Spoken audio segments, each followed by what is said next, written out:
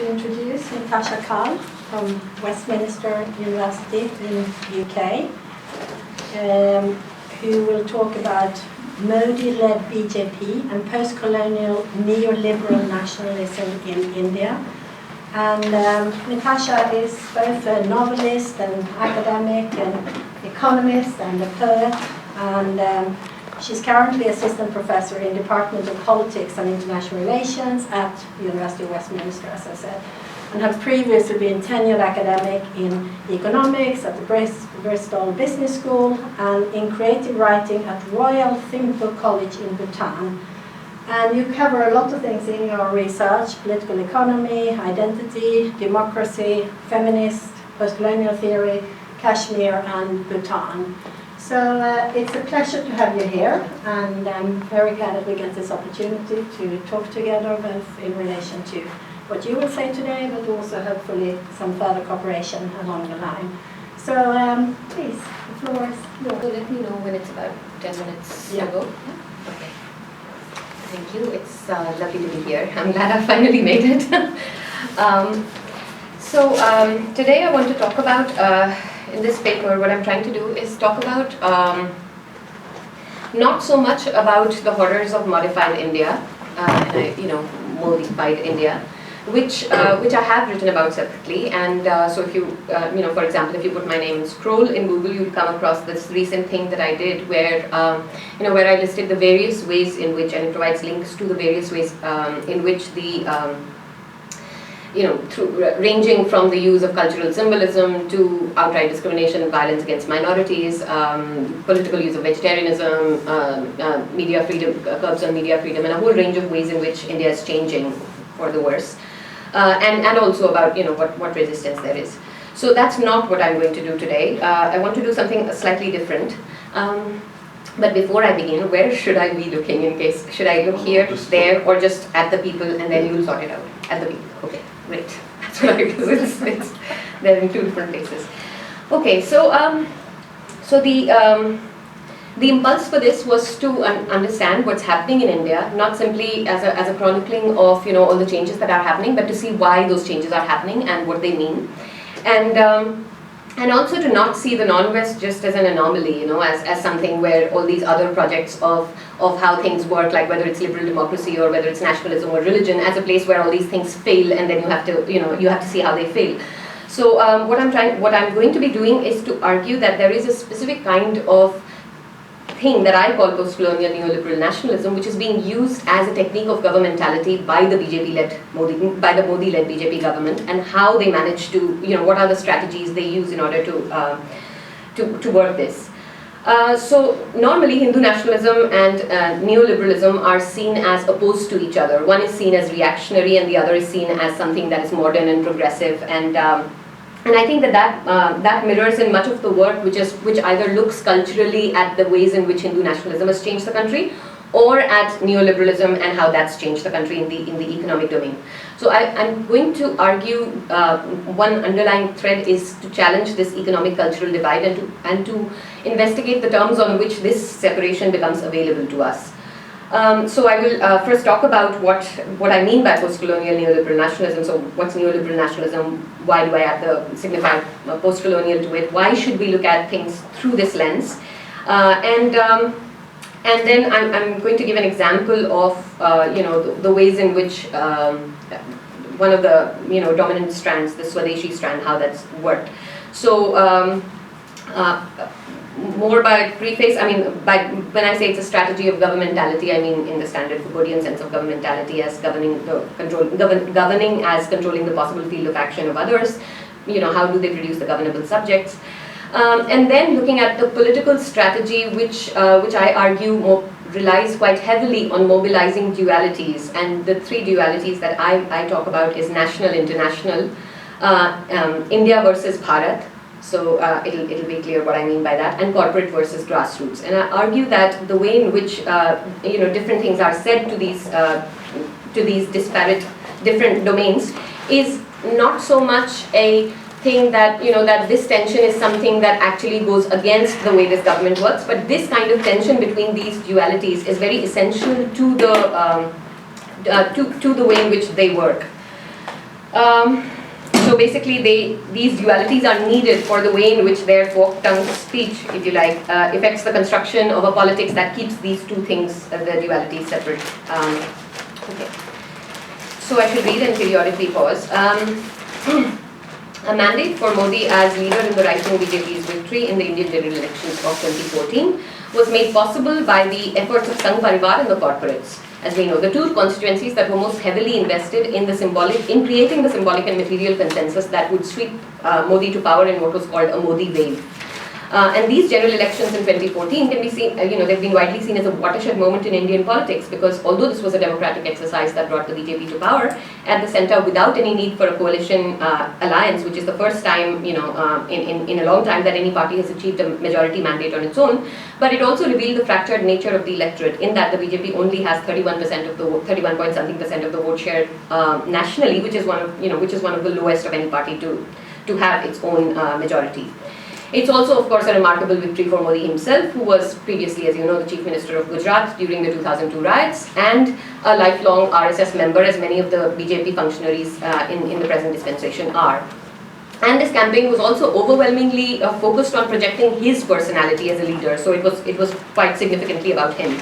Now, in the 2 years since then, India has seen a slew of changes that have their roots in this BJP efforts to reshape society and economy in line with the right-wing politics of the Sangh Parivar. The Sangh Parivar, by Sangh Parivar, I mean the Hindu right-wing organizations that form the backbone of Hindu supremacism in the country, and there are a range of these organizations. And their business and the business interests of the corporate backers of the BJP campaign. Their efforts, as I said earlier, to fundamentally change the nature of Indian society and economy began immediately upon assuming power, like really soon, and they've continued apace. They've not gone unchallenged, of course, by numerous groups that have acted in the name of constitutionally guaranteed principles such as secularism, freedom of expression, democracy, minority rights, etc. But there has nonetheless been a definite increase in political and economic violence and overt intimidation at all levels of society, accompanied by plummeting levels of media freedom, a consolidation and centralization of power, and often an openly hostile attitude to secularism and democratic principles. So this turning up of the volume of violence has been drowned out by the official propaganda of this new kind of development that's ostensibly going to be delivered by the reformist Modi as head of the most business-friendly government that India has ever seen.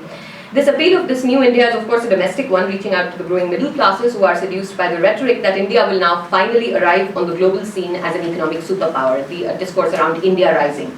But it is also international, both for the Indian origin diaspora, who can now proudly be Indians overseas, and also for the broader international community that has bought into the idea of this brand India, which, as other scholars have argued, which sells itself as the world's fastest growing free market democracy.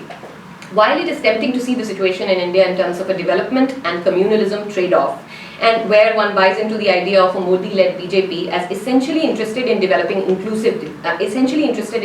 inclusive development towards a rising India and having to tolerate the rising violence in order to pacify their communal right-wing support base of the RSS and Sangh Parivar. So many scholars say that he is essentially all about development. This is all just something that he has to contend with. I actually argue that doing so, by looking at it in this way, overlooks the ways in which the political and the economic are inextricably intertwined in the strategy of governmentality of the Modi-led BJP. So rising intolerance and communalism on the one hand, and so-called development on the other, are not two parallel and instrumentally linked domains mirroring the conventional positioning of nationalism and neoliberalism as being opposed to each other, but these two are part of this overarching governmentality that I call post-colonial neoliberal nationalism. I guess by way of historical background, you do know that the contemporaneity of neoliberalism and nationalism in post-colonial India from mid-1980s onwards, and especially since the early 1990s, is impossible to miss. But again, commentators have studied this event very often by positing them as two separate forces with their own economic and social trajectories respectively. In contrast to this, I want to develop an account of the radically changed political architecture of socio-economic relationships in India without reifying a priori either the economic or the cultural domain. Now, so that's sort of the backdrop against which I want to begin talking about, why bring in a discussion of neoliberalism, because most often you hear about, the culturalist, their attacks in the culturalist domain. So people like, such as for example Clark in 2008 writes about the omnipotence of neoliberalism and says people use the word neoliberalism these days for everything, and he actually lists a long list of sites, institutions, processes and practices that are identified as being neoliberal, and it's a non-exhaustive list, but he has like 38 things on it, and nationalism interestingly is not one of them. And the objection to that is that if we recognize a lot of things as being neoliberal, then how do we find the spaces of resistance that are uncontaminated by neoliberalism? I argue that by adding to this list, by articulating neoliberalism and post-colonial nationalism together, is a way of reducing this density of neoliberalism and the density and that weight, because it allows us to have, and I'll keep coming back to this point, a more complex understanding of the terms on which the economic and the cultural, or the national and the international, or the state and the market become visible to us as separate, and the ideological work that is performed by seeing these domains as having their own endogenous internal logics. So by articulating post-colonial with neoliberal with nationalism, when I talk about PNN, I intend to imply Stuart Hall's double usage of the word articulation. In that, Hall says that by articulation he means articulation in the sense of to utter, to speak forth, to be articulate, but also in the sense of an articulated lorry, where the two parts can but are not necessarily connected to each other. The point is therefore to investigate the conditions which make this articulation possible and productive. And I want to draw attention to the way in which the ideologies of nationalism and neoliberalism were articulated to produce a politics which culminated in the events of 2014 and what has been happening since. So, from 91, but especially since 2014 and onwards, the successful articulation, this joining together of neoliberalism and nationalism, which has relied upon Western or universalized notions of the unbounded market and the bounded nation state, by Hindutva politics in a post-colonial vein, and the way in which it has altered the hitherto perceived terrain of what it meant to be Indian, and I argue that this is significant. Now, neoliberalism and nationalism are rarely analyzed for the ways in which they work together, and more often pitted against each other as opposing tendencies. In fact, neoliberalism is characterized by the way in which it deterritorializes capital, disrupts traditional communitarian affiliations of identity, weakens the underlying foundations of the nation state by shifting power towards the globally mobile transnational corporate entities and away from governments that are faced with ever greater constraints in terms of what they can regulate, how and to what extent.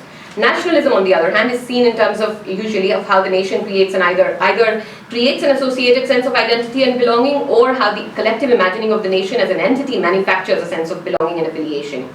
Now, to articulate neoliberal nationalism, I draw upon Harms, who provides, he's talking about the EU and in a different context, but he provides a theoretical account of how certain kinds of nationalist practices might be genuinely compatible with and dependent upon neoliberal values.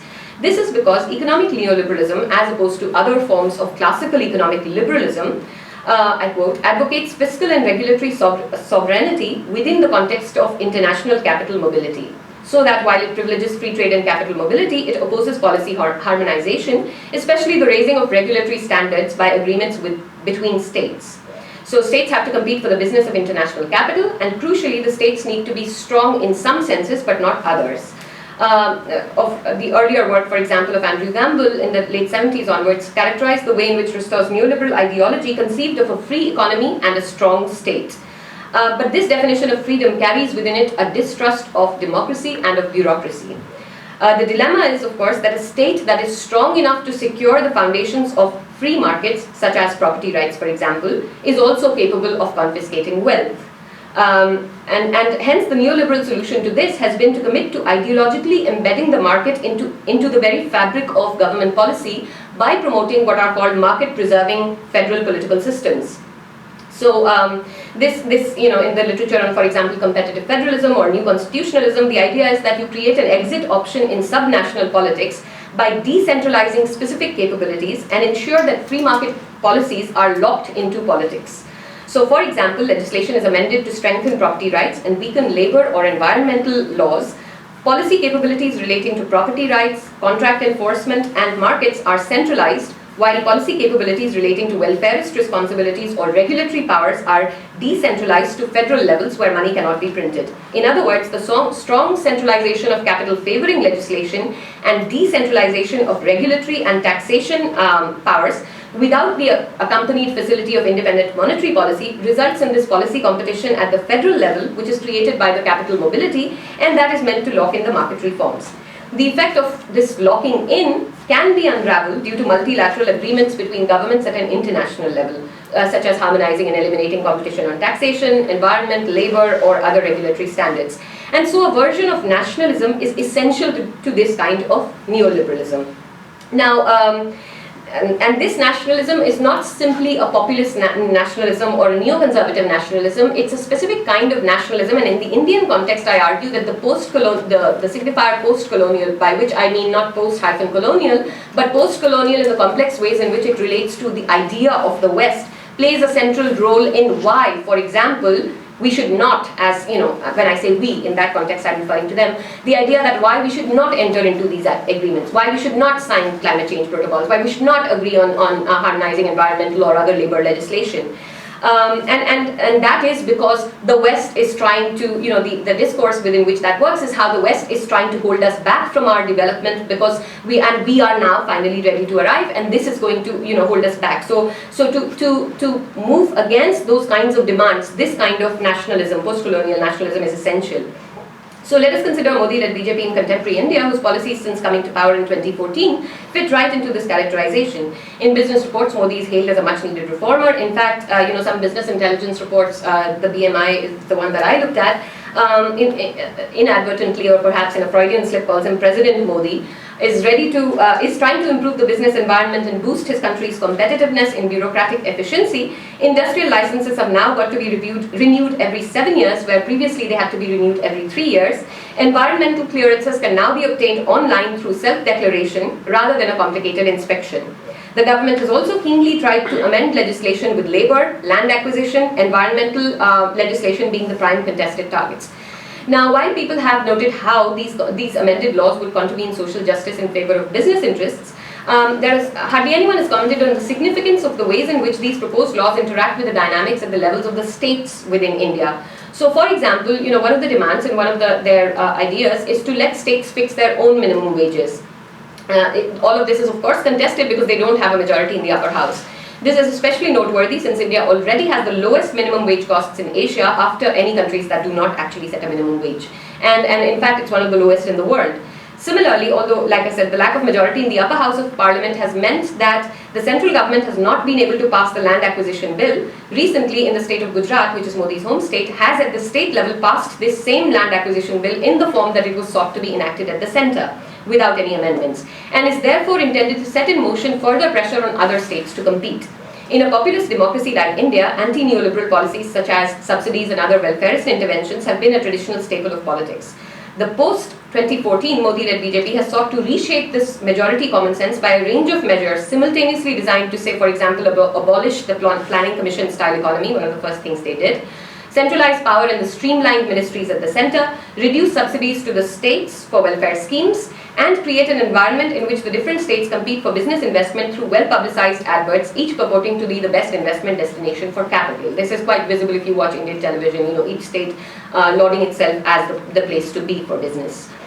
In addition, Modi himself has made a strikingly high number of overseas visits since coming to power in order to promote business and also increased involvement with free trade forums such as ASEAN, for example. But this explicitly and rather avowedly internationalist stance has not been matched when it comes to, you know, on free trade and capital mobility has been matched by an equally difficult and intransigent anti-internationalist stance at any forums that seek to achieve agreement on environment, climate change, or any other such issues.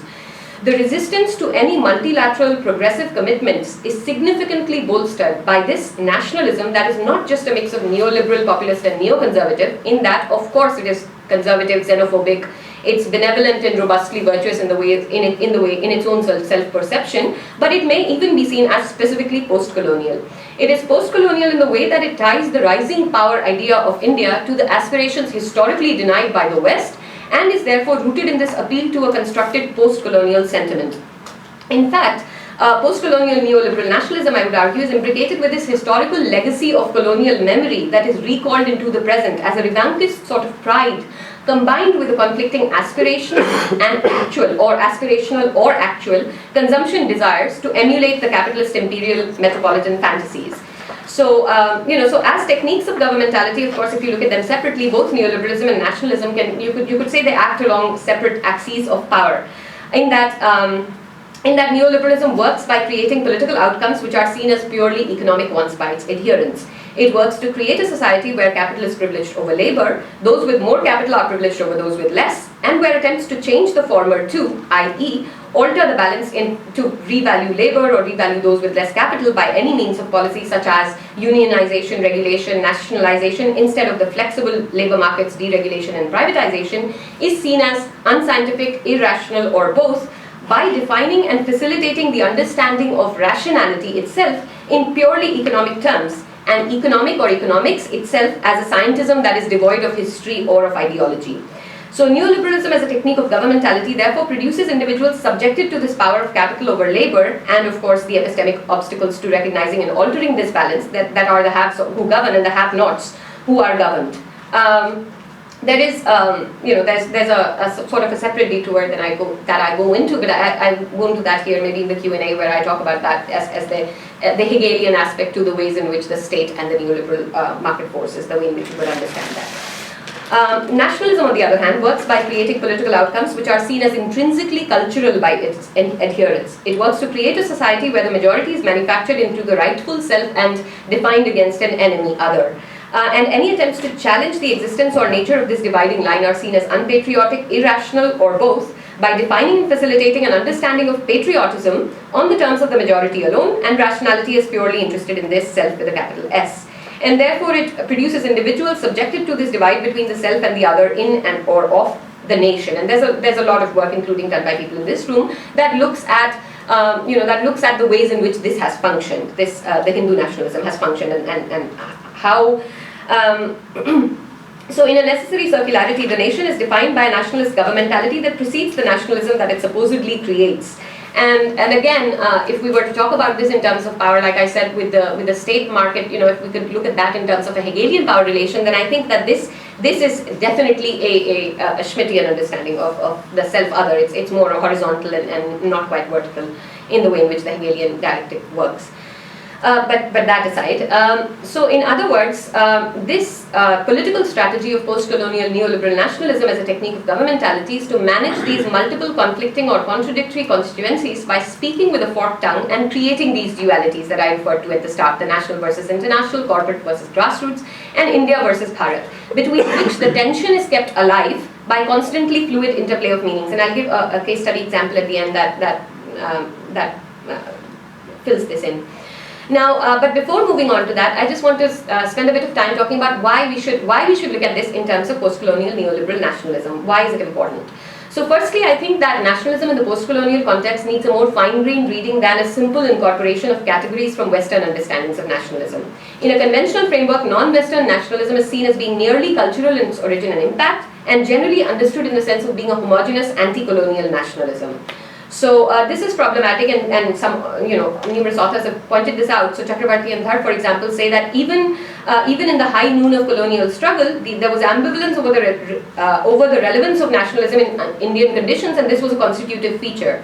Similarly, Sumit Sarkar and drawing upon Chetan Bhatt says that excessively homogenized or unitary conceptions of nationalism have had far too long a reign in non-first world contexts, arguing for a careful scrutiny of the terms development and culture in the positing of this simplistic divide between developmental nationalism versus cultural nationalism. He talks about how this colonial, anti-colonial binary becomes the obligatory standard of the evaluation of history and the structures of understanding of nationalism, and undermines the significance of questions of class, caste, and patriarchal affinities. And it's, he talks about the ways in which it smooths over these contradictions. So by understanding this in the way that I'm arguing, I think that it allows us to see nationalism to be unshackled from an exclusively culturalist domain, and to be seen as being imbricated by post-coloniality and marked by a neoliberalism simultaneously in the way in which it constructs the national or the international and the international.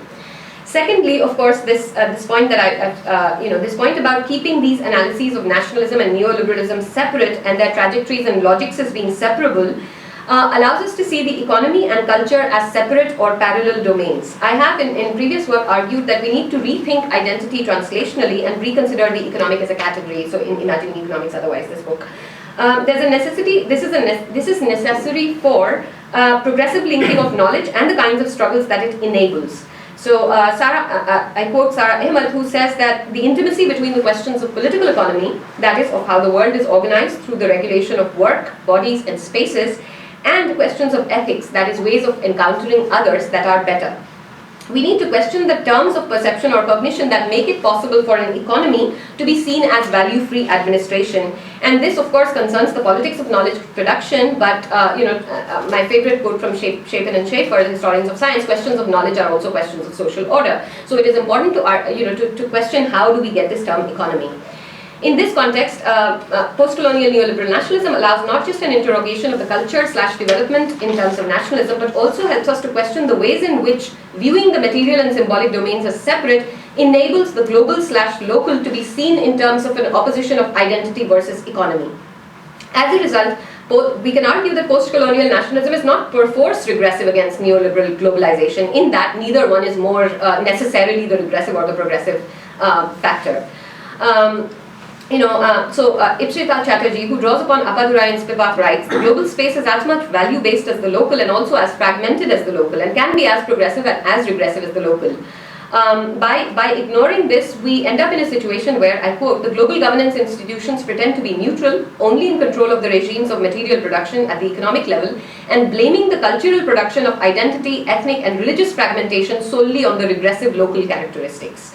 So it allows, to look at it in this way, the way that I'm arguing allows for a theorization of the kinds of commonalities that neoliberalism and nationalism have when they are seen as separate ideologies. Thirdly, we should look at it in this way, or I argue that this makes sense because it helps us to move towards, I don't think it quite provides us an adequate enough account, but it helps us to move towards a better understanding of the conundrum of the simultaneity of the historical arrival of neoliberalism and communalism or Hindu nationalism in India at the same time. This apparent paradox has been variously mentioned. A whole range of authors have said that this is puzzling, and not just academic authors, even activists. So Arundhati Roy, for example, writes about how two locks were simultaneously broken in India at the same time, the lock of the economy and the lock of the Babri Masjid. So these two things have, and there've been, authors have seen this differently. So one author, for example, sees this in terms of a frustration with economic hardships that translated into a frustration with secular nationalism. This is not something that I agree with, because of course to say that the frustrations, I quote, frustrations of the poor have been successfully challenged into violent acts through a creative fusion of realms of symbolic production, of religious nationalism, with the realms of material production of economic inequality. I think this is contestable because since every day we find out further that the poor are by no means the only Hindu nationalists, to say the least. So, however, this explanatory problem, which is a political problem as well, of these two things that happen at the same time, and I think that it's more of a paradox if we see those two things as distinctive and separate. So Sarkar gives a summary of 4 of the ways in which this has been understood. I'll add 2 more to that. So he says, one explanation of this is that firstly that the Hindutva movement or the RSS had moved, they had worked hard over long periods of time, and that from 80s onwards the VHP added innovative recruitment strategies and to their functioning, and that this was responsible for their sudden coming into success. Another way of looking at it is that the Hindutva movement was essentially an upper caste backlash against the Mandalization. Though of course this can be overemphasized since there were since there were, as he rightly says, the pressures from the oppressed were not, such kinds of pressures were not unique in late colonial history. Thirdly, there's this understanding that globalization caused a surrender of political and economic independence of the state, and that this led to a cultural or ethnic backlash of sorts. But again, there are this can also be problematized since support for globalization cuts across secular or communal divides, as he says. And fourthly, and this I least agree with actually, is that Nehruvian developmental nationalism, and it's not necessarily something that he's saying, but it's a summary, that Nehruvian developmental nationalism might have been a victim of its own success, Add to which the fact that it was authoritarian and bureaucratic, and this allowed for Hindutva project to project itself as being non-conformist and a sort of return of the repressed when it comes to religious nationalism. We could then also add, I think, other ways of looking at it. So, for example, one could say that with the consensual acceptance of neoliberalism by the mainstream parties at that time, there was a rise in the marketability of identity politics, and this was capitalized upon by the BJP as a political strategy with their Hindutva agenda, or even, looking at say, for example, in his thing about religion, and I.R. Scott Thomas draws upon Gellner to state how resurgence of religion is the result of the failure of the modernizing secular state to produce both democracy and development in the third world. So this goes contra to the fourth thing. Instead of a success, it's actually a result of the failure of the state. So, while historically looking back, we can look at periods when nationalism, anti-colonial nationalism, and anti-Western nationalism did significantly overlap, and Congress left, the BJP parties that led up to the BJP all projected this rhetoric which saw India as a liberated power capable of heroism tinged with morality, either through developmentalism or secularism, or through the decolonized consciousness of the non-Western self, or through the intrinsic worth of the mostly Hindu Indian masses that were the inheritors of an ancient civilization. So neoliberal nationalism, of course, at the point at which this opening up of the economy happens, these economic reforms were a product of the fiscal constraints and sold to the masses as a policy that would vitalize the bureaucratic ossified system of the license, permit, quota, Raj. And in that, I think it's interesting the use of the word Raj, that it was not simply presented as something that was inefficient and cumbersome, but also a Raj, or a rulership of those who dominated the system with their monopolies. Like anything that is called a Raj, which is a term used for oppressive rule, for example, British Raj for colonization, Gunda Raj for mafia rule, it deserved to be removed and changed. The unraveling of the economic structures, changing regulations, lifting constraints in foreign ownership, allowing private investment in different sectors, selling off public sector undertakings, including the ones that were not necessarily doing badly, were accompanied by this gathering momentum of Hindutva forces. And these, which forces, of course, had been present. Hindutva forces had been present a long time, but this, BJP as a party relatively was, itself as a party relatively was new at the time, and the various Rath Yatras and the destruction of the Babri Masjid, etc., they roused the entire nation to see the significance of claiming this majoritarian cultural and political Hindu identity for entirely rational economic reasons. Seeing these domains, seeing the economic and the cultural domains as parallel or endogenous, doesn't allow us to see how, for example, the economic policies of neoliberal reforms carried out at the time were no less nationalist or cultural in the way in which they conceptualized a new India that would be free of the shackles of the past and ready for the post-Cold War world within that international context of the time. Similarly, Rath Yatras, Babri Masjid demolition, and anti-minority violence, both real and symbolic, that pushed Hindutva into the public consciousness was no less an economic calculation that intended to create a political momentum to favor the caste Hindus who stood to lose from the fragmented population with increasingly assertive claims for the disadvantaged. So both neoliberalism and nationalism, therefore, are on this spectrum and in a relationship with each other, where they are defined as separate to make the effects of one appear cultural and the other economic. Now, fourthly, looking at post-colonial neoliberal nationalism in a post-colonial sense of critique allows us a different account of religion that does not place it beyond politics.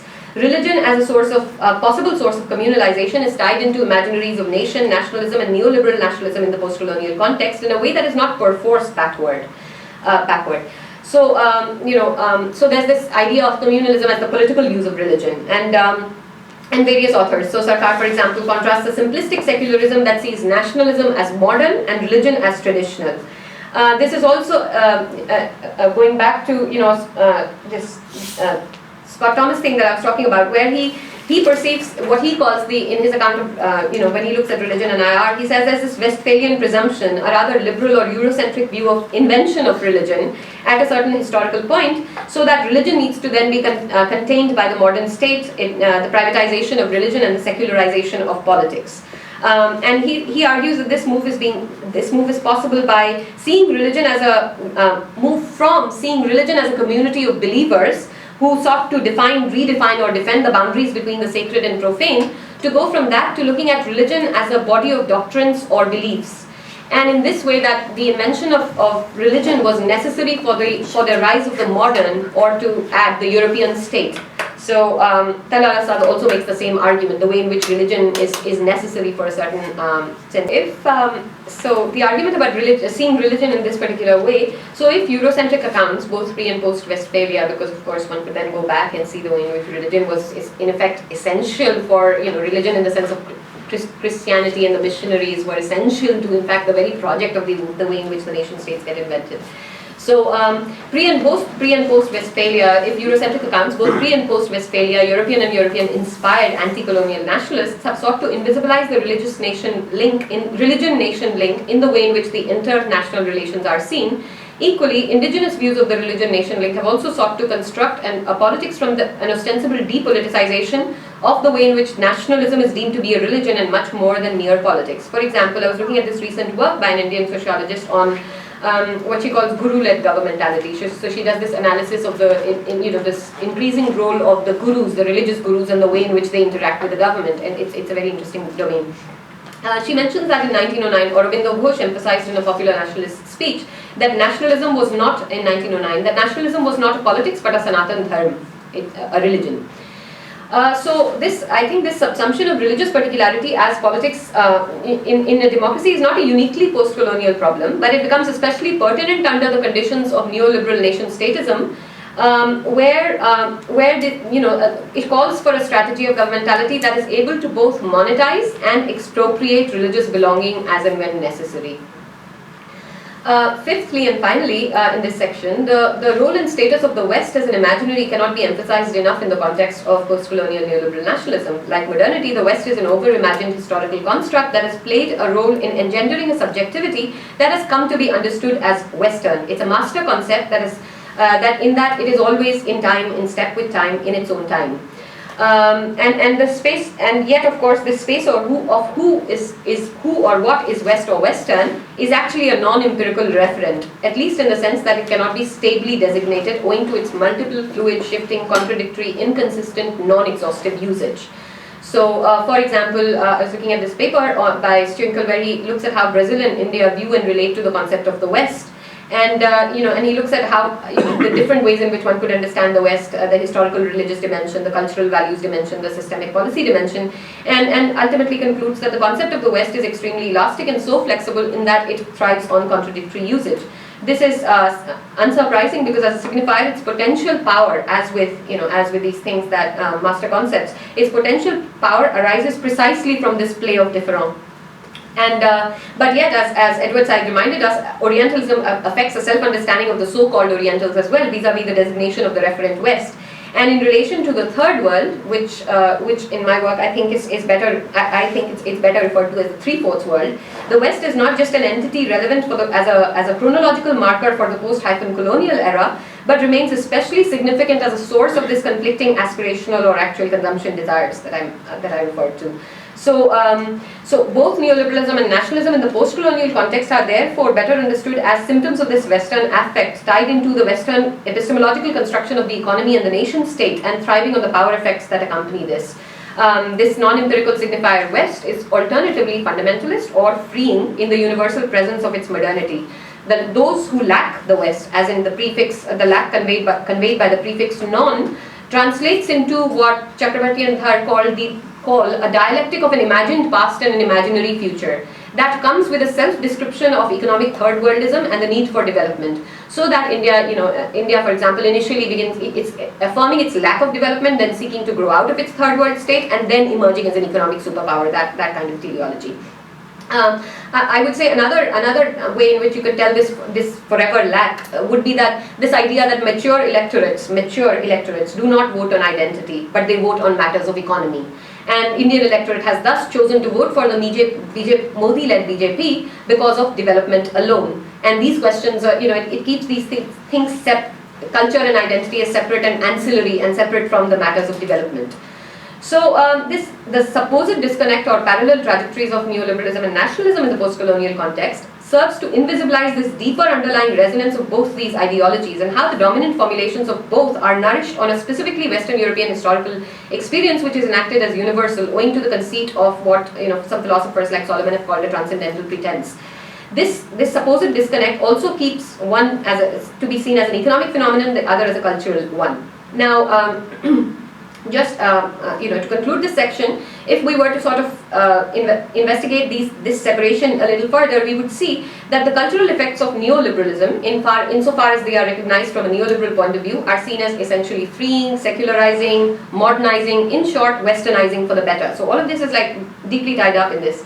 The cultural effects of neoliberalism from a nationalist point of view are that it is degenerative, immoral, westernizing for the worse. The economic effects of nationalism, insofar as they are recognized from a neoliberal point of view, are seen as being essentially protectionist and anti-developmental. In short, opposing a westernizing for the better. The economic effects of nationalism from a nationalist point of view are seen as a necessary and potentially profitable thing for nation building.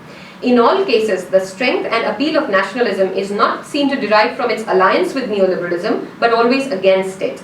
Generally, in the post-colonial context, it is argued for in terms of the countervailing gains it promises through a revalidation of cultural sense of self and community, a national sense of pride and identity.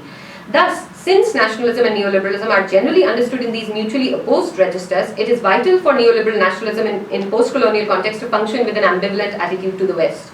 This enables the immiserizing effects of neoliberalism, such as greater inequality, monetization of relations, commodification of intangibles, and the pernicious effects of nationalism, such as revanchism, anti-minority populism, conservatism, to all be seen as unintended consequences and not central to the creation of subjectivities needed for the constitution of neoliberalism and nationalism. In effect, that the structural effects of neoliberalism are not seen as symbolically relevant, and the symbolic effects of nationalism are not seen as being structural in the deep-rooted prejudices that they need for their functioning. Now to come to this dualities thing, and before that, this case study that I said that where I'll be not quite a case study, an example. So I'll talk about how the Swadeshi, the idea of Swadeshi or economic nationalism, how that has kind of changed and morphed, and how that illustrates one way in which this works. To understand how post-colonial neoliberal nationalism works in the present, let us go back to this paradox that how neoliberalism and Hindu nationalism seem to have arrived contemporaneously. But then consider another paradox that follows it, and to perhaps a certain extent explains it, which is the paradox of why BJP as a Hindu nationalist party, when it comes to power in the late 1990s, furthers globalization, read neoliberalism, and as part of this NDA coalition in the late 1990s. That in fact much more than even Congress would have done before or since. So it as a party it does that significantly, and to illustrate that, I'll talk about this, what I call the journey from Swadeshi to Make in India. Make in India is a contemporary program launched by the Modi government in 2014. So I'll begin with Swadeshi. Swadeshi, which literally means of one's own country, in the economic sense of promoting indigenous goods or domestic industry, especially cloth or textiles, boycotting foreign-made goods, became an important symbol and movement of self-reliance during the anti-colonial nationalist movement in India. As Bailey notes, in the hands of the first Bengali leaders and later Mahatma Gandhi and his supporters, the need to support Swadeshi or home industries and boycott foreign goods was woven through with notions of neighborliness, patriotism, purity, and sacrifice, all of which provided unifying ideologies more powerful than any single call for political representation or independence. These bonfires of foreign goods, the spinning wheel, the charkha to make your own cloth. Now, the Gandhian notion of Swadeshi and its associated link with self-reliance was appropriated by RSS and its early ideologues. Ivanek explains how right from its birth, Swadeshi had both a nationalist and an economic edge to it, stating that the RSS leader Deoras, who was the leader from 1973 to 1994, i.e. during the time that the economy opened up and the Hindutva ascendancy happened, supported Swadeshi and opposed trade liberalization. The SJM, or the Swadeshi Jagran Manch, this organization for the consciousness or awakening around Swadeshi, was formed during his time in 1991 to oppose what they called LPG, liberalization, privatization, globalization. In the early 1990s, when Manmohan Singh led Congress liberalized the economy, the BJP response and the response of such organizations was to do this innovative thing where they said, well, there are two kinds of liberalization. There's external and internal. And what you're doing is fine because that's internal. We are opposed to. We agree with internal liberalization, but we disagree with external liberalization. So it was this first of these redefinitions. So they said this is we agree with internal liberalization, but not with external liberalization. So it's fine to do that within the country, but as long as there are controls on foreign capital. And they opposed external liberalization through SJM, Swadeshi Jagran Manch type affiliates of the Sangh Parivar. But then, in spite of explicitly campaigning against what they called external liberalization, when they come to power, when BJP comes to power, it promotes precisely these same kinds of policies that they were opposed to at the start of the 1990s. A usual answer to this is to stress on the centrist tendency of Indian politics in very varied ways. So different authors, Arula Nanthambar, Ashutosh Varshney, talk about the centripetal influence that parties are subject to and that which moderate their political behavior due to the compulsions of governance. Nair claims that diversity in India leads both to ethnic mobilization and coalition building, which in turn requires compromise. Similarly, Jaffrelot sees BJP as oscillating between these two strategies. Nair himself sees the BJP stance change on Swadeshi as democratic moderation and as representing their understanding of the national interest. But strikingly enough, when they do this in the late 1990s, when they actually go for all out for external liberalization as well, the BJP finance minister, so there was a lot of query on, how does this square with everything that you stand for? The BJP finance minister Yashwant Sinha, during the early years of the NDA rule, redefined Swadeshi in a striking way, and I quote, so these few lines are a quote from him. He said, I understand Swadeshi, which is originally this whole thing of keeping out foreign capital, consuming domestic goods, etc. I understand Swadeshi basically as a concept which will make India great. And India can be great only when we become an economic superpower. We can be great by being able to compete. I think competition is the essence. I am a great believer in competition. We are willing to face it abroad and here. After the nuclear tests, to think that we will go the East India Company way, or that transnationals will come in and take over, or that they will exercise undue influence and that foreign investment should be resisted, these are all concepts which are not valid anymore. And therefore, Swadeshi, globalizer, liberalizer are not contradictions in terms. I personally think globalization is the best way of being Swadeshi. So there was this interesting redefinition of Swadeshi as national interest, but then Swadeshi also now meant the same thing as globalization. It's of course one example of how the construction, in those who understand this as in terms of national interest, of course it could be problematized by looking at, say, for example, well, there's another who provide a constructivist account of national interest, in that national interests themselves are social construction. So by saying that this was their understanding of national interests doesn't tell us very much. Because in representing, I quote well this, in representing for themselves and others the situation in which the state finds itself, the state officials have already constructed the national interest. In this context of interest is another ancillary explanation of how the first nuclear test conducted by India when the BJP came to power then was seen to have played a role in sidelining Swadeshi. I quote, paradoxically, this assertion of nationalism through the nuclear tests quickened the pace of government approval of foreign investment proposals. In an endeavor to compensate for the fall in official trade flows and to strengthen the business lobby abroad against the sanctions. So as a result of these nuclear tests, so there was this idea that Swadeshi has become the first casualty of India's nuclear weapons test. Now, a key element of the success of this kind of post-colonial neoliberal nationalism as a governmental strategy by the BJP has been the construction, representation, definition and manipulation of the various domains that are then seen to relate to different aspects of economy and society. Various scholars have pointed out how BJP has been, or some scholars have pointed out how BJP has been inconsistent in its positions. Arul Anantham says that it's the ideological flexibility of the BJP. Jaffrelot and Noorani mentioned the division of labor, the calculated ambiguity of the Sangh Parivar and its leaders. So the peak or the apotheosis of this calculating interpretive flexibility on the concept of Swadeshi and the way in which it can structure what we mean by national interest and what are the international compulsions. The domestic industry plus economic virtue promotion plus the appeals of multinational capital and business interests. This can be found strikingly in the Modi-led BJP's campaign of Make in India. The Make in India scheme was mentioned by Modi in his first Independence Day speech on 15th August 2014 and was subsequently launched in September 2014. A Make in India week was launched in Mumbai in February 2016. Its Twitter summary calls it a major national program designed to facilitate investment, foster innovation, enhance skill development, and build best-in-class manufacturing infrastructure. The slick and expensive marketing campaigns that have come to be associated with this scheme are the focus of some irony and many diverse interpretations. Leaving aside the irony of the now well-recognized Make in India logo, it's a lion with interconnected gears who's walking, and the lion is entirely made up of gears. The irony of it being designed by a foreign firm So the entire idea behind this project is to encourage making in India. India as a global manufacturing hub. That's what India is meant to do and to push for. So companies from all around the world will come and make in India, and we would be this hub. India would be this hub. So this logo itself was designed by a foreign firm, a fact later revealed by an RTI application, a right to information application. And then they later said, but it was Indians working in that foreign firm who were part of this thing. But no tenders were floated, so this was appointed. There were no tenders floated for how we should design this logo of this Make in India thing. Or that at the launch event in September 2014, Modi himself stood in front of a Make in India sign in English and in literally lettered Hindi without any Hindi translation. So it's Make in India and then in Hindi, Make in India, written in Hindi script.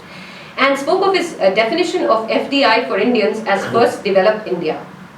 Now leaving aside these ironies, let us turn to the diverse interpretations and the ways in which they construct meanings and how we can see them through a PNN lens. To mention a few, Make in India has surprisingly been seen in these different ways, well not so surprisingly since that's what they work through, has been seen as an abandonment of the ideal of Swadeshi, as a timely reinterpretation of Swadeshi in a globalized world, and also as a backdoor way of introducing Swadeshi against the norms of the free market policies.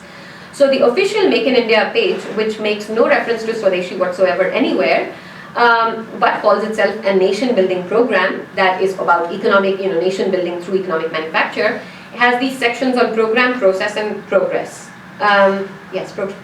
Program, process and progress. I'll just quote a little bit from those sections. So the program bit says that it was launched by Prime Minister Modi in September 2014 as part of a wider set of nation building initiatives. Devised to transform India into a global design and manufacturing hub, Make in India was a timely response to a critical situation. By 2013, the much hyped emerging markets bubble had burst, India's growth rate had fallen to its lowest level in a decade, the promise of BRICS nations had faded, and India was tagged as one of the so-called fragile five. Global investors debated whether the world's largest democracy was a risk or an opportunity. India's 1.2 billion citizens questioned whether India was too big to succeed or too big to fail. India was on the brink of severe economic failure. So even the language around too big to succeed, it kind of mirrors the way in which one was hearing what preceded years before here in the idea of the banks. But also, so it's simultaneously about nation building, but then it's also about the impetus is also these external investors who who would otherwise have thought that India has failed. In the process, the section it says that it's a powerful galvanizing call to India's citizens, business leaders, potential investors, but it's much more than an inspiring slogan. It represents a comprehensive and unprecedented overhaul of outdated processes and policies. Most importantly, it represents a complete change of the government's mindset, a shift from issuing authority to business partner, in keeping with Prime Minister Modi's tenet of minimum government, maximum governance. And within the progress section, it then says that, of course, that we've unprecedented opening of key sectors, including defense, railways, insurance, medical devices, etc., to FDI, foreign direct investment. It's opening investment doors. The world's largest democracy is well on its way to becoming the world's most powerful economy. Now, of course, a little bit of a comment on the first section where they say that everything was failing in 2013 and there was a complete crisis.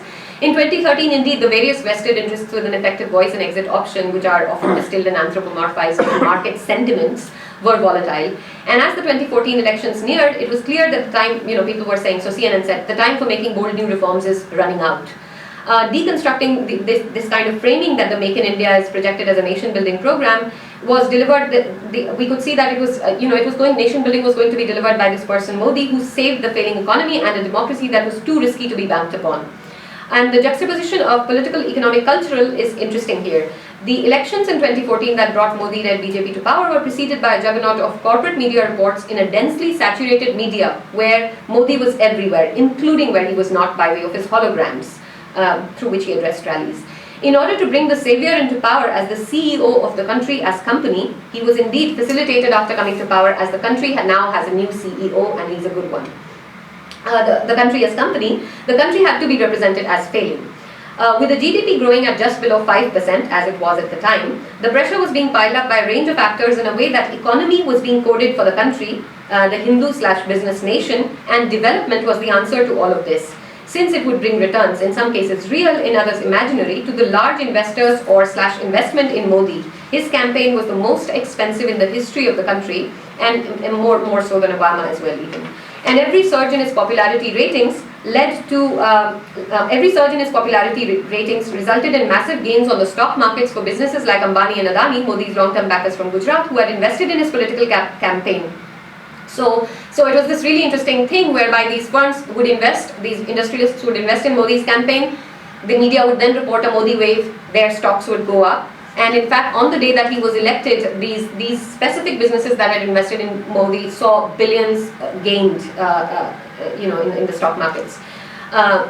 So a really close tying up, and completely impossible to separate idea of how this could not possibly be just political or just economic. Who had invested in this. So the idea was that it would bring succor to everyone in poverty by providing maximum government in spite of reduction in inefficient government expenditure and minimum governance. It would also bring a sense of pride to every Indian overseas and within the country, so long as, and permit me a little bit of irony here, some of it is also personal, being the subject of such attacks, so long as they were not anti-national, enemies of the state, for example, like environmental activists. So Greenpeace has been, they've called Greenpeace an enemy of the state. Greenpeace activists have been stopped from, have been harassed. Or those who speak for Kashmiri self-determination or human rights, or the victims of state or state-sponsored violence. So as long as you were not anti-national in these ways, in these ways specifically as well. Secular, which is a Hindutva modification of secular and used as a term of abuse widely. Or prostitutes, which is another abusive rendering with echoes of prostitute and used for media persons, including by government members. So this term is being used by. So as long as you weren't an anti-national secular prostitute, you would get the good days, the achhe din, and everything was, this would be the start of good times for you. In spite of its claims, now to come back to nation building, the Make in India campaign, as I said, makes no reference whatsoever to Swadeshi. This may be interpreted first as a sign of an aggressively neoliberal government that is actually in fact pro-market and has given up on the backward sort of economic nationalism that RSS grassroots supported and continue to support. However, on a closer look, even this seems incontestable. So this idea that they are so staunchly pro-business and actually neoliberal is also contestable. Because although there are those who interpret Make in India as another form of Swadeshi, who say that following on from the redefinition of Swadeshi as competition and globalization, this is again a redefinition of Swadeshi as a possibility of creating a global hub for manufacturing in India. For example, the Rajasthan Chief Minister Vasundhara Raje stated that Mahatma Gandhi's Swadeshi movement and the Make in India program are based on the same ideology, adding that Prime Minister Modi's Make in India encouraged the feeling of Swadeshi to make India economically independent and self-sustaining, which was the need of the hour. Rajasthan is an interesting case. It's a BJP ruled government. It also now has these new books which have deleted Nehru and any mention of Nehru and of the first Indian Prime Minister in terms of office. Even more to the point, however, consider, so how is this actually so far from being what they say it is? It could also be interpreted as being Swadeshi, as some of their, some of them have done, but also consider this report. So it was reported in shortly after this program was launched in Indian Express on 25th October that Prime Minister Narendra Modi has asked union ministries to discourage inessential imports and leverage the country's manufacturing skills in substituting them. Towards this end, the union ministries are required to furnish status reports every quarter and to also brief the Prime Minister. So this is interesting because this is not what a neoliberal would like. This is actually giving a lot of incentive to industries and then asking governments to substitute imports and to buy from these industries. So this is not. So this was called Swadeshi through the back door. Therefore, so this obvious import substituting approach will rely on the government has been to call this Swadeshi through the back door, something harking back to the days of Be Indian, Buy Indian, and it was critiqued for that this would of course lead to greater lobbying, cronyism, precisely the kinds of things that were sought to be swept away, etc. Now, while some have called Make in India a more radical departure from the principle of Swadeshi, consonant with a classical liberal understanding of minimum government in national economic affairs, others see it as modest deregulation, and I have quotes in the paper, modest deregulation wrapped up in Swadeshi cloth, and still others have called for Make in India to actually be made by India. The most controversial of these statements has been made by a person who's now increasingly under a lot of attack by BJP ministers. The governor of the Reserve Bank of India, Raghuram Rajan, who 2 days ago or 3 days ago was an outspoken BJP MP, Subramanian Swamy, who's also an economist, has said that he's a green card holder and therefore mentally not fully Indian, and that he's going to destroy the Indian economy because he's not mentally Indian. So Raghuram Rajan had said when this program was launched, Make in India program was launched, he said that Make in India should actually be Make for India, because to follow that kind of the kind of strategy, so it should basically be focused on increasing domestic demand to make for India by pursuing a range of reforms, because a manufacturing focused strategy of export oriented industrialization would not work, because many countries are already on that route, and therefore to kind of try going down that route would not be a good idea. And also equally a strategy of import substitution, of course, will increase inefficiency, decrease competition and increase costs to consumers. So this was something, of course, that was rejected by the finance minister, who said that it's not relevant whether Make in India is made for consumers within India or outside is not so relevant. The principle today says that consumers like products which are of cheaper and good quality, and so that's what we should go for. Some of their own organizations, such as the Swadeshi Jagran Manch, the outfit I mentioned earlier, have said that what we need is a made by India. So in all of these debates, the nation and the economy figure quite closely, and nationalist neoliberal policies are quite completely tied up. The call for, they also have their own BJP, RSS affiliated unions such as Bharatiya Mazdoor Sangh, who have opposed these reforms as being based on a Western model of development which is non-indigenous and unsustainable, saying that we should buy goods and services made in India with indigenous technology and components, and the slogan should be made by India and not made in India. Modi-led BJP has sought to be all things to all people, integral humanist for the poor, integral humanism being one of the Deen Dayal Upadhyaya kind of their historical principles. Integral humanist for the poor, capitalist for business, populist for the media, free marketeer and business-minded industrialist for the West, economic nationalist undercover for some of his supporters, cultural nationalist using the economy, economic fundamentalist using culture. Now this kind of hydra-headed political strategy that they've used relies significantly upon mobilizing dualities, and I'll briefly mention them before I finish. So there's a section on political myths which I don't think I need. So, but I can come back to it in the questions. Okay. So, there are specific ways in which, just to mention that there's a bit where I talk about, I don't think it fits into this one talk, it's a part, maybe a separate project, but this idea of how the political myth functions, and how in his case it functions around the categories of projecting him as along these three things: as an ascetic, as a paternal figure, and as a quick, decisive ruler. So I talk about how he's ascetic, paternal, and decisive ruler, and how these things are important in the way in which it is the projection is made. Now,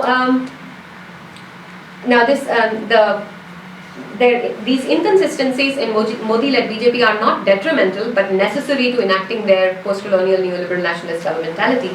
By inconsistency, I mean something akin to speaking with a forked tongue. Not a phrase I particularly like, but I can't find a better descriptor, because I think that is what they do. They speak with a forked tongue, as it were. This government has, not the same as a double bind or any of those things, but maybe I need to find a better phrase. This government has sought to use the colonial strategy of divide and rule, as well as what Mamdani calls define and rule. What might first strike as dichotomous domains, for example favoring big business or favoring the poor, are combined by using a strategy of different idiom that presents their interests as being uniform. In doing so, the propagation of neoliberal subjectivity and high technology capital intensive solutions favored by corporates becomes essential, so that the government so that people see good governance as the least role of government in providing services. Instead, the government lauds people who provide for themselves, and the government thinks that the government should provide as public goods. Take, for example, something striking that Modi said as he launched his Rurban mission in Dongargarh in Chhattisgarh. So this is in earlier this year. He launched this thing which he called the Rurban mission. The Rurban, he says, and in his own words, the Rurban is made by combining the rural and the urban, and what I'm going to do is bring them together, and it will be this Rurban thing. We're going to create Rurban centers. Now so on this occasion, so he says that I'm bringing the government out of Delhi and to the people. On this occasion, Modi praised a 104-year-old woman from the state for selling her goats to build a toilet in her home, and called her a symbol of the new development. This new development, he said, would combine the soul of the village with the facilities of the city. In Hindi, he said, Atma hogi gaon ki, subidha hogi sheher ki, which is what I just translated. He further explained that Rurban symbolized the culmination of rural and urban. Development should be in such a way that its soul, I quote, development should be in such a way that its soul should be in the villages and cities should be its body. The mission would reduce pressure on cities, provide a new avenue to the village people. By reference to this soul of development and development with a soul, he sought to moralize development as a duty, but then also delegate the responsibility for that duty onto the people themselves. The fact that a 104-year-old woman had to sell her goats in order to build a toilet while the government is focused on creating smart technological hubs was not seen as a failure of the government, but as a success of the new governance system, which is focused on development with a soul. Moreover, he said that he appreciated the courageous decision of a local body in one village to impose a penalty for open defecation, adding that he, being the Prime Minister, was reluctant to levy new taxes. So the idea is that, and the thing about open defecation is significant because lack of access to sanitation and their whole cleanliness, Swachh Bharat Abhiyan, plan to build toilets, but in the first year the funding for that program was decreased. They've now subsequently upped it. But this idea of cleanliness, and then he says, well, you can levy taxes on open defecation. I won't do that. I won't do that as a leader. Again, the Union Finance Minister links Modi-led BJP policy to lay a claim on the legacy of Gandhi and to say this subject of cleanliness was close to the heart of the father of the nation, Mahatma Gandhi.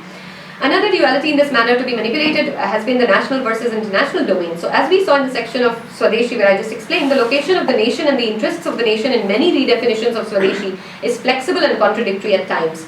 When Modi has been in India, he has maintained often a studious silence on the numerous instances of communal bigotry, brutal lynchings and killings by Hindutva groups. When he has been abroad on his much publicized overseas visits to he has spoken of tolerance and secularism. So again, saying different things. So Jawaharlal and Therbat argue that overseas Indian diaspora has long been an instrumental force in the rise of Hindutva, and as others have done too, and has in turn been re-Hinduized by the Indian state. Bhatt and Mukta, who provide a comprehensive account of the ways in which the diaspora Hindutva movement has concerned itself with minorities and majorities in the West and in India, in that they are concerned with the rights of minorities in the West, but with the rights of the majority in India. And indeed, one could say, in terms of how the international figures, one could say that the global backdrop of heightened Islamophobia since the attacks on the World Trade Center in 2001, the racism and prejudice in many debates around multiculturalism in the Western countries, and the aggressive mode of state-backed-up neoliberal capitalism of socialized risk for the corporations and rollback of welfare for the public have all given fillip to this rising powers discourse and a post-colonial resurgence whereby the failed combination of liberal democracies and post-crash economies in the West, that understanding, they've made this kind of business compromise on the applicability of universal human rights discourses, especially in relation to countries like China and India, or perhaps they may have come to exchange these discourses, these consistently perhaps hypocritical instrumentalization of human rights in return for the continued ability to deploy terrorism discourses on the same terms. In any case, this global backdrop has been auspicious for them. And this is striking. There was recently this Radio 4 program on Shakespeare, looking at how Shakespeare is now read, because 23rd April being his day, that how he is read around the world. So there was this person from BBC 4, actually I think a British station, who went to Dharavi slums, and she's asking in Mumbai, she finds a child and she asks him, well, do you know of Shakespeare? And he says, and she's talking to him. But the program is introduced by saying, let's find out what Shakespeare means today, or how Shakespeare is read in the world's 7th largest economy. And just the the centrality of that rising powers economic thing to the global imagination is of course significant. The mythology of the Gujarat miracle trumped the reality of the Gujarat riots. Of course, the Gujarat miracle, which is challengeable, including many health censuses, say of tribal and undernourished tribal children that have not been released. Modi, on his foreign visits, Modi has also taken credit for the pride that Indians now feel in the world at large, as opposed to the shame that they felt earlier. He's explicitly said this on 2 occasions. Now you can be proud, whereas earlier you felt ashamed to be Indian. For all the nationalist Hindutva fervor of this new India as a global player, when he came to the UK last year, there was this talk about asking for the Kohinoor diamond back. But this year, when there was a case, there's a court case, the government took a stance on it, which basically said the Kohinoor was neither forcibly taken nor stolen, but it was actually a gift to Britain. This prompted a huge hue and cry from people who said, well, how can that be? This is not something that people expected. So then, again, within 2 days or 3 days, the government reversed its stance again and stated that it reiterates the resolve to make all possible efforts to bring back the Kohinoor diamond in an amicable manner. Now, scholars have highlighted the ways in which Modi's tenure in Gujarat was marked by a strategy of never taking responsibility when anything went wrong and projecting any blame meant for him as being a collective slur and disrespect to all Gujaratis. So probably this. Manner, also in a study of multiple antagonisms that mark the precarious enterprise of Modi government, says that the key point here is Modi's tendency first to avoid risky situations, second to duck responsibility when things go wrong. In the same way, for example, when the stance on Kohinoor was reversed, there was this extra emphasis on blaming India's first Prime Minister Nehru for his view on the matter while projecting Modi as the savior again. So the government said, well, we were only going by what Nehru had said, and we're willing to, again, try and bring the Kohinoor back. Lastly, this juxtaposition of Bharat versus India. The Hindutva version of India is Bharat, and Bharat is literally the Hindi word for India. So normally, Bharat and India should mean the same thing. However, the way in which the term Bharat is used, it stands not just for a country that is India, but also connotes this pure idyll of Hindutva morality where there is no westernization or its associated ills. For example, the RSS chief Mohan Bhagwat has said in a strange, remarkable but rather interesting statement, rapes do not happen in Bharat, they happen in India. So, at various times, so this idea that, whereas Bharat and India, of course, geographically are supposed to refer to this same territory. At various times, Bharat is rural India, historical pure India, or an imaginary of India that Hindus and Indians who are Hindus above all their other identities must work to create. However, with this neoliberal nationalist discourse, this bifurcation has also come to signify an idea of and connote an idea of urban rich versus the rural poor. So urban rich is India, rural poor is Bharat. But this imaginary of the nation is also used to include a moral dimension and a degree of westernization or indigenous purity. The meanings keep shifting. A columnist writes, so depending on the context, India becomes liberal to feudal, homophobic, patriarchal Bharat, or India becomes western stooges to traditional, rooted and grounded Bharat. Depending on the context, government policies seem to favor either Bharat or India. Depending on the context, India has to learn from Bharat or Bharat has to learn from India. The argument, of course, is that these entities, Bharat and India, are constructed for particular political purposes, and also saying that by saying something like rapes do not happen in Bharat, they happen in India, it allows for an acceptability of this brutal kind of violence, especially say gendered violence at quotidian levels, and not see this as being in any way linked to policy. That this, in fact, it's almost like declaring by a fiat of words that, it hasn't happened, it doesn't happen, or at least it doesn't happen in Bharat. So it shifts that responsibility, and in the way in which it does that. Similar, and likewise, this vision of culture, to overseas the way in which the national international links. For the investors, it's the idea of India, somewhere where the investment thing. For the diaspora, it is Bharat, in that it is about Indian values that that we still hold. So it's it is this. I guess I should, and that's the point at which I think I would end. So the idea is that it allows this strategy, it enables these tensions between these disparate interests for them to remain profitable and productive, and and to present, and by speaking with a forked tongue, as it were, to construct the interests as being the same, and to this kind of hydra-headed political strategy that produces this kind of paradoxical politics. Thank you. Thank you very much. Very interesting. I hope it gets published somewhere. It's published somewhere. It's going to work soon. Yeah, excellent. So I'm really looking forward to reading it. I would just open up the floor for any questions, comments.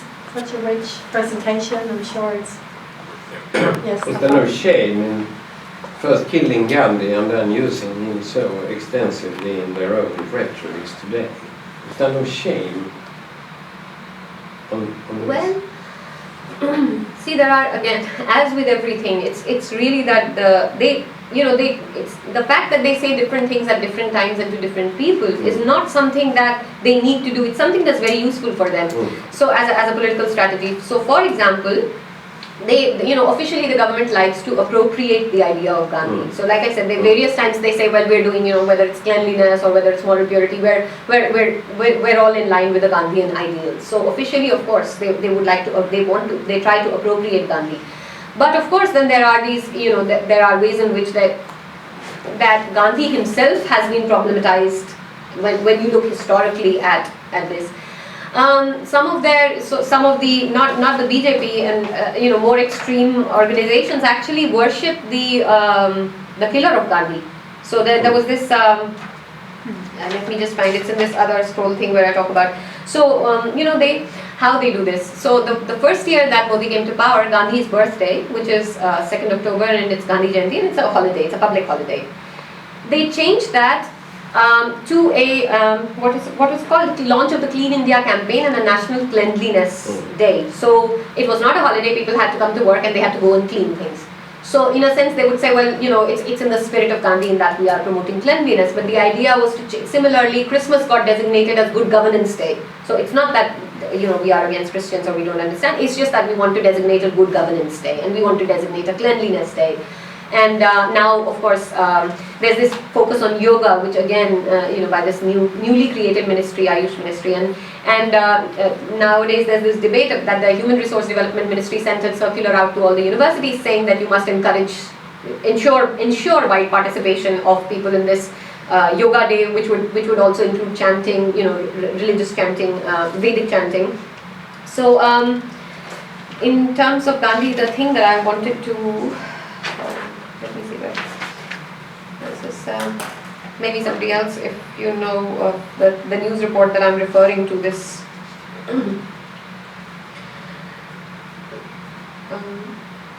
They, of course, they are BJP and RSS, which is this all male majoritarian paramilitary organization, which calls itself an NGO that does social service. Their idea is to create this pure Hindu nation. In 2014, an RSS publication in Kerala, Kesari, had an article by a person B. Gopalakrishnan, who contested on a BJP ticket in Lok Sabha polls and lost, suggested that Godse should have killed Nehru instead of Gandhi. So in a sense, now there is also this, the various ways in which history is being the casualty in all of this, is also this way in which Nehru becomes more of a target because, while they want to appropriate Gandhi, so they have to say, well, Gandhi was not so problematic after all. It's in spite of the actual historical events. It's Nehru because development and secularism and that notion is, and of course Nehru also has a political link to their opposition, the opposition Congress, so a direct kind of dynastic lineage link. So so they made sure that in 2014 Gandhi's birthday was not a holiday, but it was all because there had to be these cleanliness campaigns. On Gandhi's birthday, there was this occasion for the state broadcaster to inaugurate a new tradition of telecasting live and in full the speech by the RSS chief Mohan Bhagwat. So this is something that would be unimaginable, in previous years. The fact that you would telecast the speech. I mean, RSS was the kind of respectability and mainstreaming that has happened of this organization is unprecedented. So they did that on 2nd October as well. There are other worse fringe groups such as Hindu Mahasabha, which thinks actually that the RSS is weak and that they celebrate Godse, the assassin of Gandhi, by commemorating the day of his death as Balidan Divas or Sacrifice Day, and the killing, the day of Gandhi's killing as Shaurya Divas or Bravery Day. Similarly, other organizations, Bajrang Dal and Shiv Sena, celebrate the day of Babri Masjid as Shaurya Divas. So there's this kind of they have a different project. Sure. To which they are,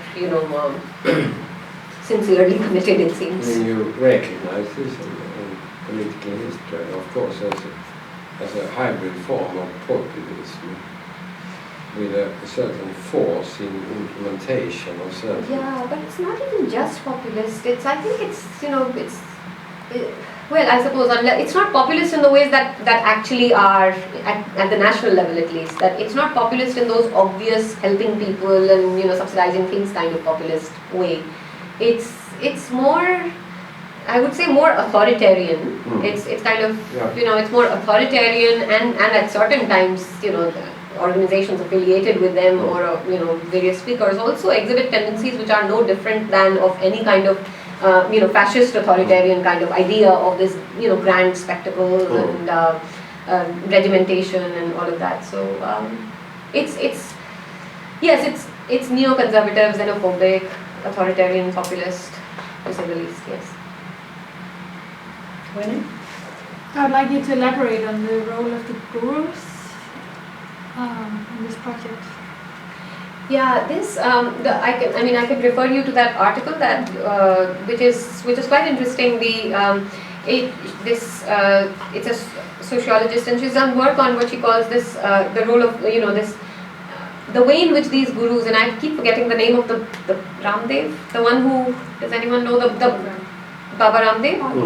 Recently there was this there was this big celebration, or that his followers had arranged on the banks of the Yamuna river, and actually the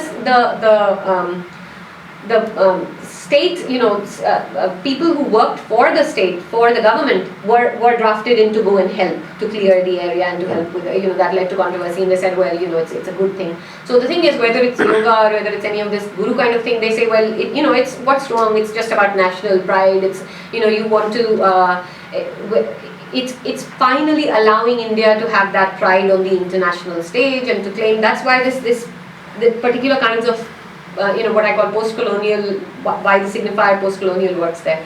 But some of these gurus, and some of them then end up in, I think one or two of them were even in prison. Who was the Asaram Bapu was in prison, rape case.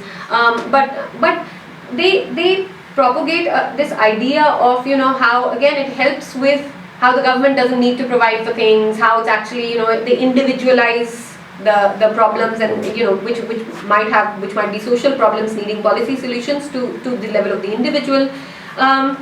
So that work, the paper I'm referring to is by Sophia Pandya, and I'll give you the details of that. It just came out earlier this year.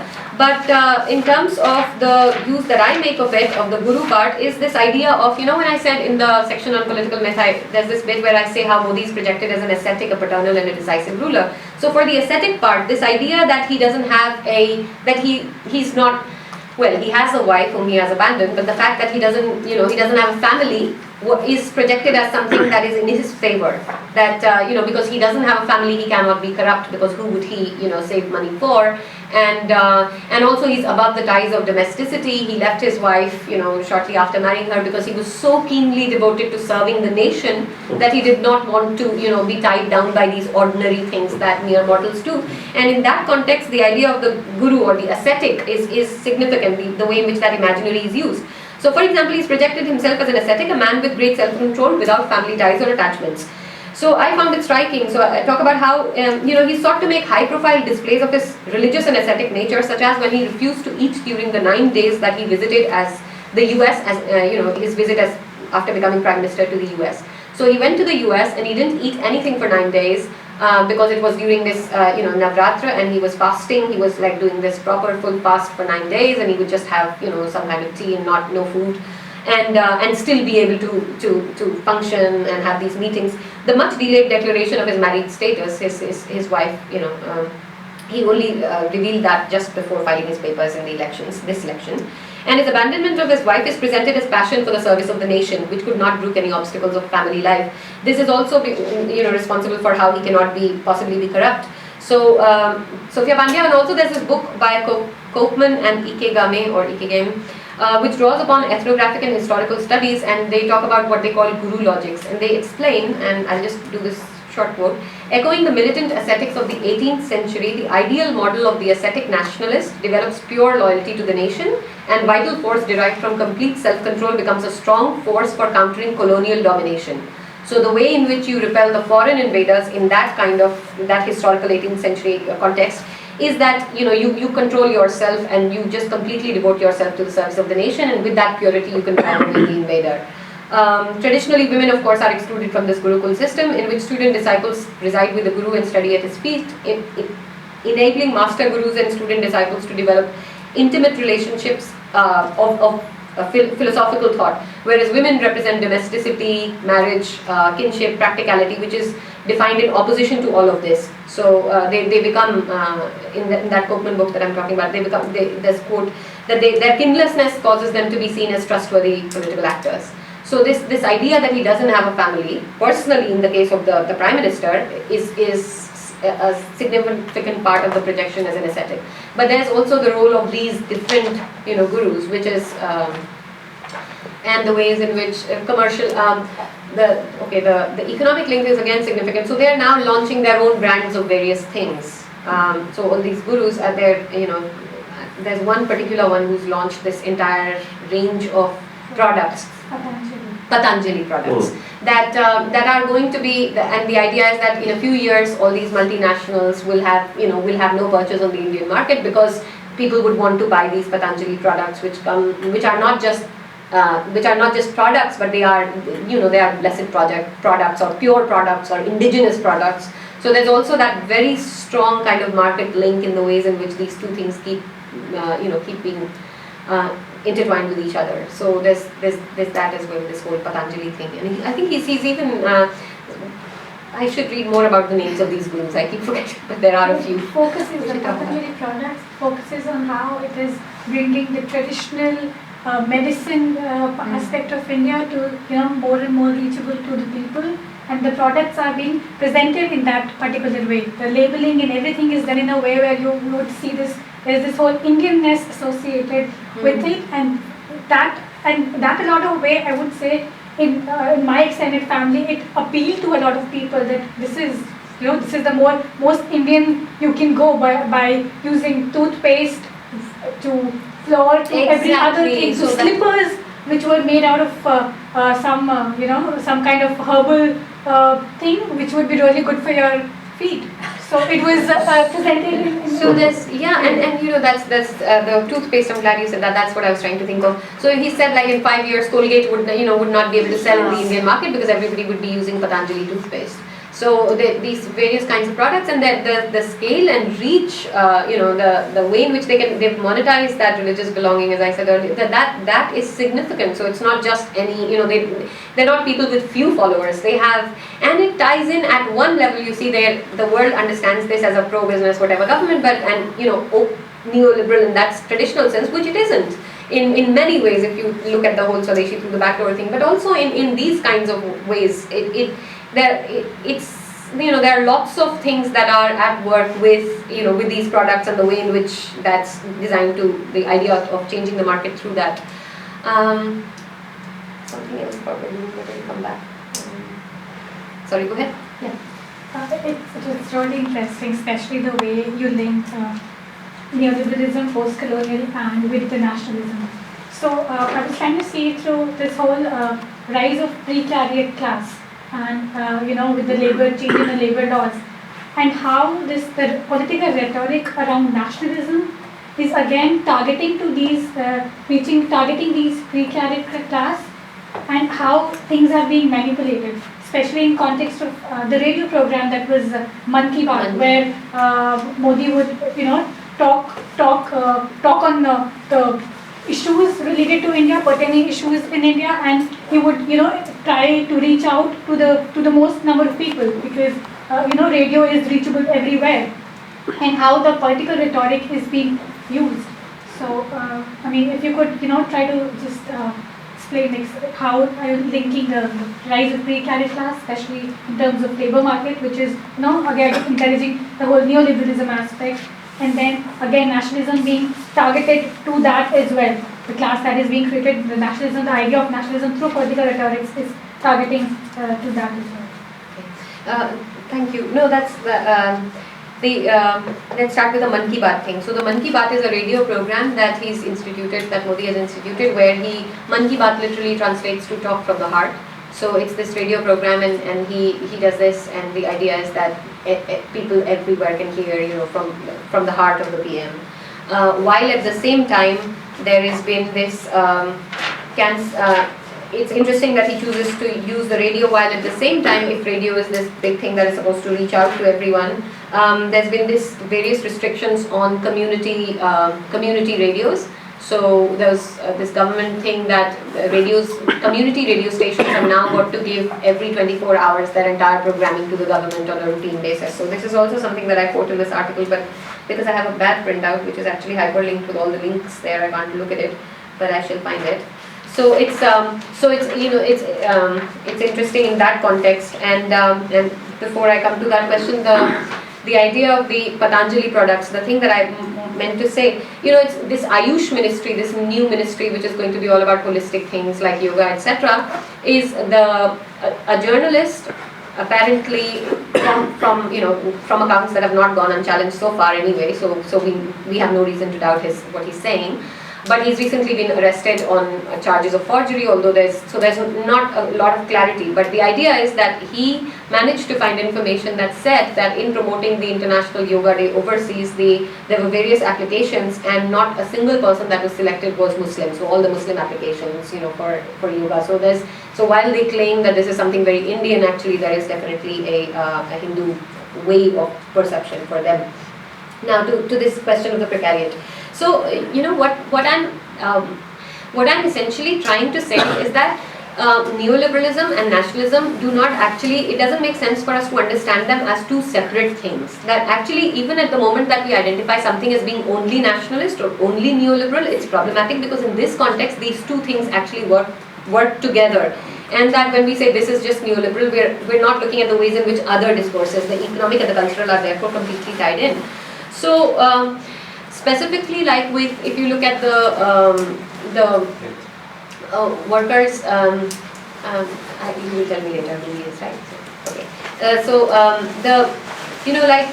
One of the ways in which they've tried to present the interests of those who stand to lose most from their policies as being the same as others is through this, like I was saying, through this use of high technology solutions. So, they'll have crop insurance, those kinds of things, rather than direct support or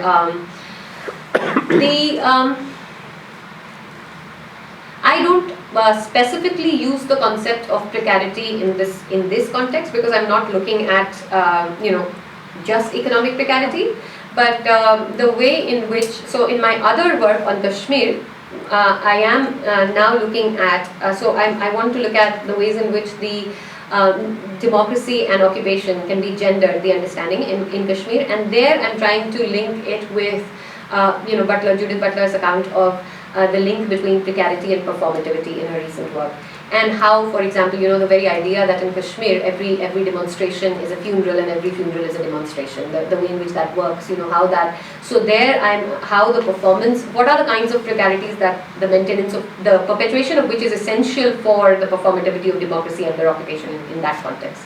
So precarity is not a concept I use here, but essentially, I agree with you that the way in which this various rhetoric is it's like whack-a-mole. It's like how if you watch that, you just switch on. There's just so many different fronts on which this is working, and because it's saying different things at different times, and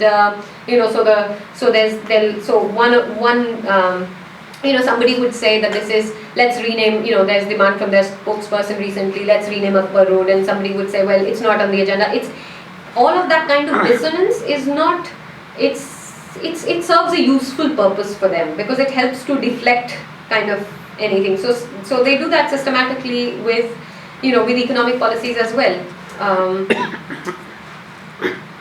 What would be interesting is, of course, how I think that after the UP elections next year, after most of the state elections are over, how, whether their stance, because right now I think they still are, there's still elements of this kind of and non-neoliberal populism that they still have, whereas I think after the UP elections, when they'll, when they'll have less of a need, perhaps we'll see their contradictions should, not contradictions, the way in which they manage these dualities, I think, should hopefully become apparent at some point to greater numbers of people.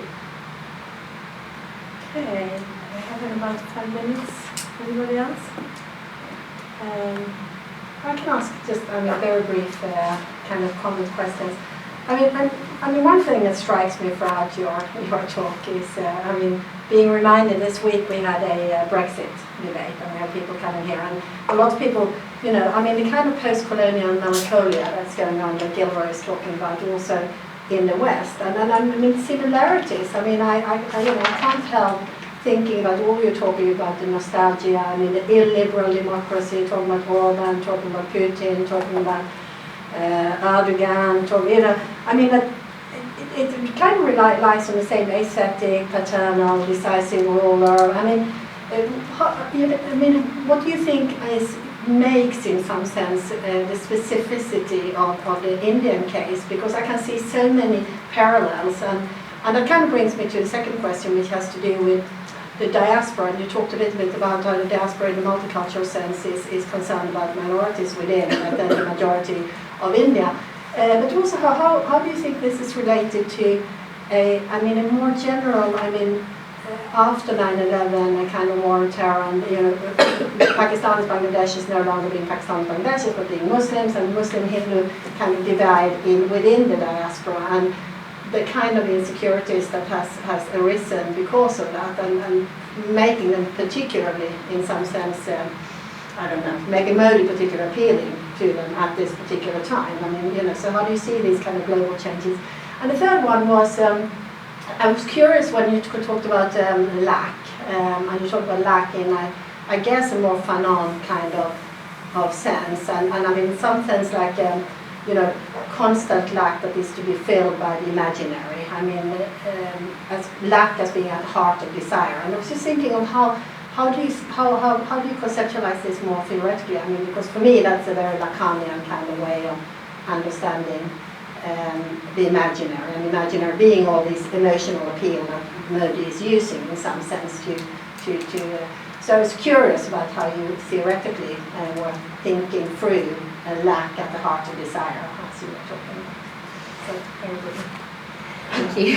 Perhaps a bit too big. Brief, but that's You don't have to answer. there. No, You know, the specificity of the Indian case. Okay, the commonality. So you're saying that this is something that, yes, I think the ways in which I don't know if it's because we think of things in specific received ways generationally that we for 2, 3, whatever generations think of democracy in this way, but that perhaps which is something which is perhaps has to do with the European world wars or the European civil wars or whatever.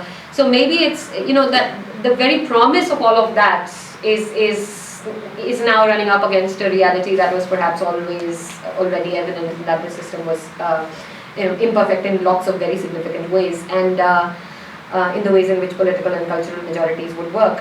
So in that sense, yes, of course, that common thing. If you look at even Trump in the US, the entire, especially being talking for being one of the people, speech and how it works. But so partly, I think it's that kind of 20th century, mid to late 20th century idea of democracy and how that is working its way through us, but also more recently and after 1990s, after the end of the Cold War, the way in which the economy, that sudden exuberance of now, that whole idea of now there was just the one way, whether we are finally beginning to, if you want to do kind of grand theory, run up against things that are finally revealing to us how problematic that is, and how it's not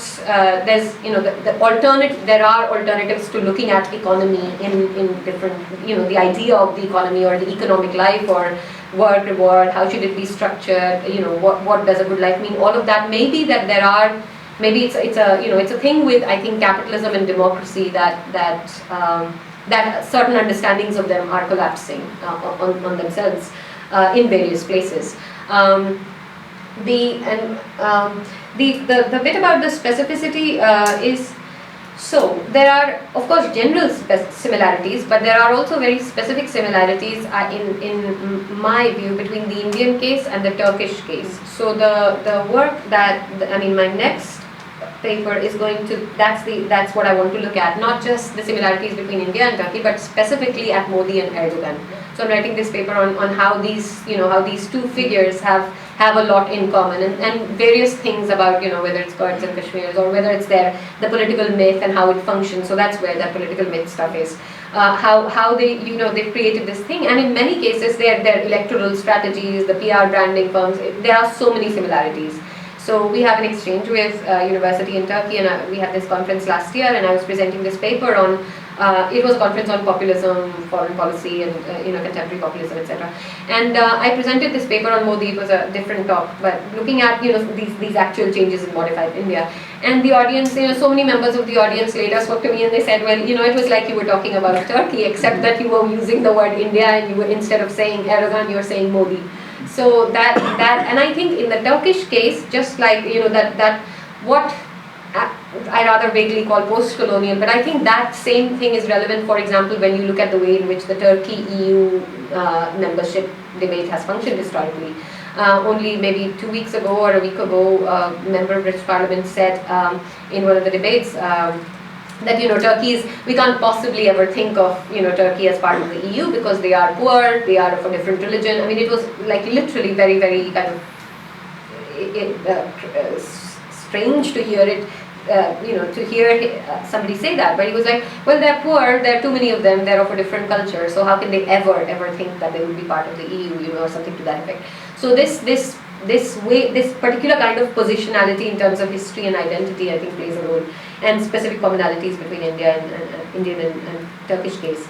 The specificity of the Indian case in terms of its effects, I think, linking back to what you were saying, is the numbers of the people who are affected by this precarity. The sheer numbers, I mean, the levels of malnutrition in India are in some cases even worse than in sub-Saharan Africa. So if the effect of all of this, the sheer numbers of people who stand, I mean, whether it's the drought or anything else, it's literally like, this duality, if there are all these people who, I guess in the Indian case what's different is just the fact that so many people would, do suffer and would progressively, generationally get worse. And some of the most marginalized people, the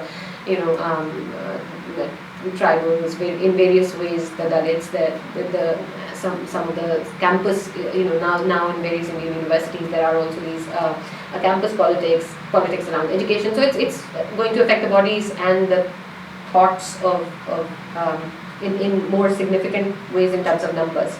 The role of the diaspora, Hindu versus Muslim, I mean, there are studies that look at how that has worked and how that also, I think, it's not just about the way in which the Hindu right in India or any other right-wing force does it, but also has a lot to do with how this idea of within the West, the idea of construction of this model minority, and how these are the good minorities, these are the bad ones, and the ways in which the debates around multiculturalism reference all that, and the way in which, of course, Islam is part of that whole story. So even within India, of course, in debates you would have, if somebody says, well, this, they'll just, it depends who the referent is. So they would say, well, in Bangladesh it's much worse, or in Pakistan it's much worse, or you wouldn't even be able to say that in Saudi Arabia. So the idea, and then of course when you're talking about or if you're talking about the West, then there are other. So there are specific ways in which that self-definition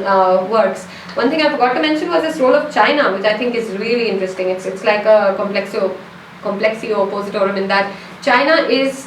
So Modi is finally when he came to power, he was going to make India more like China. So that people were saying, well, now we won't have all this kind of messy noise of democracy, or not saying it like that, but basically saying that now meaning that basically now we would get past all of this inefficiency and be like China.